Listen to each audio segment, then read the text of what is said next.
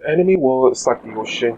There's a vast variety of anime, covering a multitude of genres from your classic action series to your cutesy romance and mind-boggling thrillers to a guy nearly getting hit by a tractor, dying of shock, then ending up in a fantasy world with pretty ladies. Konosuba. The problem with such a wide array of entertainment is that it can be very overwhelming for a new person to get into anime, and I was one of those people. I watched a few animes as a kid, like Pokemon, Digimon, and Doraemon, but I never really knew that they were classified as anime because, honestly speaking, I was a dumb kid.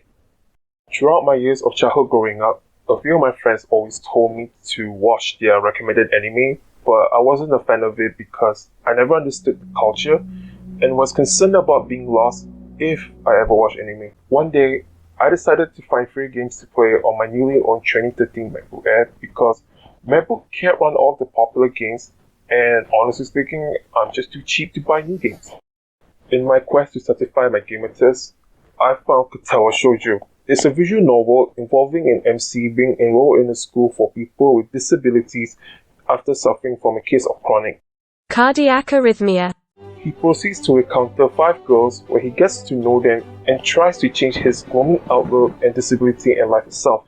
The game was amazing with a good storyline, good message, and a beautiful OST. After finishing the game, I wanted to find something like a Tower Shoujo, but there weren't a lot of games that are similar to it. Then I found people commenting on how an anime called Planet was somewhat similar to Katawa Shoujo. I was really reluctant to watch it, but in the end I gave in because it was impossible to find a free game like Katawa Shoujo. Planet was something I've never ever heard of, and without knowing anything, I watched it and oh my god! That show made me cry so hard with all of the feels. It took me weeks to recover from all the feels I had in me. The show made you laugh, cry, laugh, laugh, cry, cry, cry, and more crying.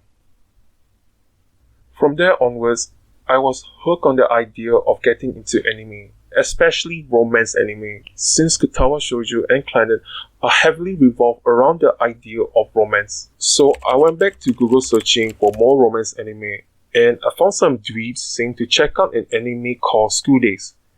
Being the fresh and naive anime newbie that I am, and not doing any further research, I decided to give it a go, and oh my god, I wish I could turn back time to forget any memories of it. Now, School Days does have romance involved in it, but all the characters are messed up in the head. Seeing how the characters interact made me think that romance was dead, and I should never ever be involved in any relationship. Ever. Especially the scene from the final episode.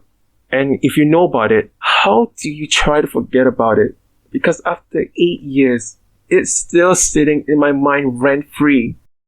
The awful part is that it started off pretty normal. You know, the usual cliche romance series with a brick-brain guy and hot babes and how the guy tried to figure out who he vibe with the best. But then a few episodes in, he decided that he's gonna vibe with all of them at once. I felt like I was baited to watch it. A large problem with School Days characters is that the love triangle doesn't get resolved properly, if at all. All the characters just backstab, betray, and lie to each other until its culmination in the final episode. They basically don't actually try to resolve anything, and one of them just straight up murdered people.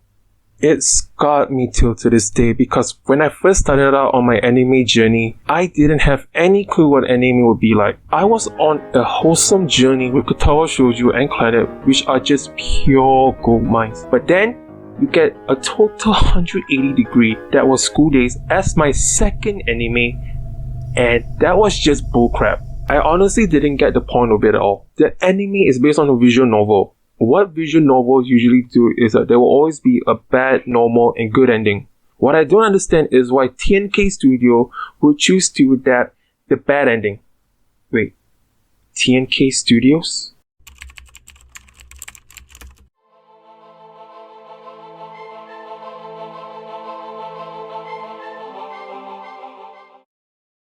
I'm just glad that even though School Days scarred me, it did not stop me from delving into other animes, as I found a lot of good shows to waste my time on and not doing anything productive.